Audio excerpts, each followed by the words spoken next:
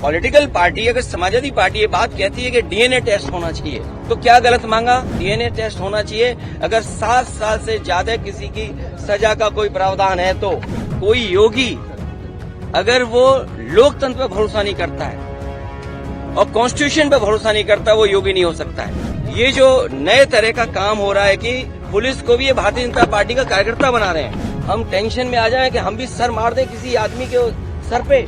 ये जो हारे हैं, इतना बुरा हारे हैं, जनता इससे भी बुरा इन्हें हराएगी, तभी इनका इलाज हो सकता है। भारतीय जनता पार्टी षड्यंत्र करना चाहती है चुनाव से पहले, और उनका लक्ष्य पहले दिन से रहा है कि समाजवादियों को कैसे बदनाम किया जाए, और खास कर के मुसलमानों को लेकर के उनकी जो सोच है वो अनडेमोक्रेटिक है, अनकॉन्स्टिट्यूशनल है। ये सोचिए, एक मुख्यमंत्री योगी, तो इसका मतलब ये है कि अगर कोई योगी अगर वो लोकतंत्र पर भरोसा नहीं करता है और कॉन्स्टिट्यूशन पर भरोसा नहीं करता, वो योगी नहीं हो सकता है। मैं 3 घटनाओं का उदाहरण देना चाहता हूं आपके सामने। पहली घटना हाथरस, जिसमें एक साधु संत के कार्यक्रम के लिए, परमिशन के लिए भारतीय जनता पार्टी के विधायक और नेताओं ने लिखा था, लेकिन जो प्रशासन को काम करना चाहिए था, उस जिम्मेदारी से सुरक्षा और उन चीजों का इंतजाम करना था, वो नहीं किया, जिसका परिणाम ये हुआ कि बड़ी संख्या में लोगों की जान चली गई। न केवल जान गई है, उनका नुकसान हुआ बड़े पैमाने पर। बहुत से लोगों का हाथ पैर या जो भी नुकसान हुआ, उसका कोई मदद सरकार ने नहीं की।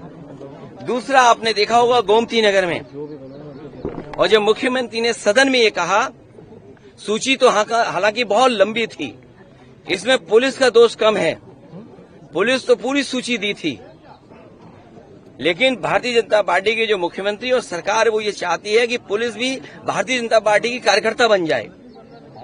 ये जो नए तरह का काम हो रहा है कि पुलिस को भी ये भारतीय जनता पार्टी का कार्यकर्ता बना रहे हैं। जब पुलिस ने सूची दी सब नामों की, तो आखिरकार मुख्यमंत्री जी ने केवल यादव और मुस्लिम का नाम क्यों पढ़ा?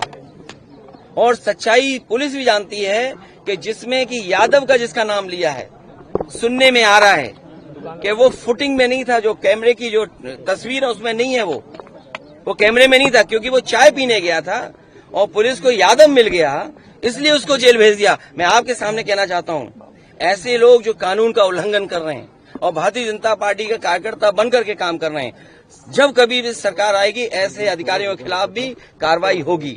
और तीसरा उदाहरण, अभी रुक जाइए, तीसरा उदाहरण अयोध्या का, जिसमें कोई पॉलिटिकल पार्टी अगर समाजवादी पार्टी ये बात कहती है कि डीएनए टेस्ट होना चाहिए, कैसे मुख्यमंत्री हैं ये, इन्हें कौन राय दे रहा है? ये कानून किसका संशोधित है?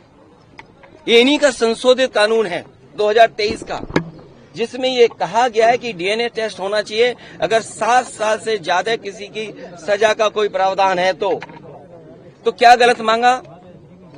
और उनके परिवार के लोग कह रहे हैं, और वहां भी पुलिस सच्चाई जानती है, हमारे पत्रकार साथी भी जानते हैं सच्चाई। वहां की पुलिस जब बीजेपी के इशारे पर और वो सच्चाई से अगर काम करना चाहते तो उन्होंने क्या किया? उन अधिकारियों के खिलाफ कार्रवाई कर दी। तमाम अधिकारी ऐसे हैं जो कह रहे हैं कि हमें तो नौकरी बचानी है, हम क्या करें, हम टेंशन में आ जाएं कि हम भी सर मार दें किसी आदमी के सर पे। आपने देखा नहीं बनारस में, क्यूटो में क्या हुआ? अधिकारी पे इतना प्रेशर, इतना प्रेशर, इतना प्रेशर कि वो आकर के सर मार दिया उसके व्यापारी के। सोचिए आप, इसमें तमाम ऐसे लोग हैं, आप अकेले में बात करना कितने प्रेशर में जीवन जी रहे हैं।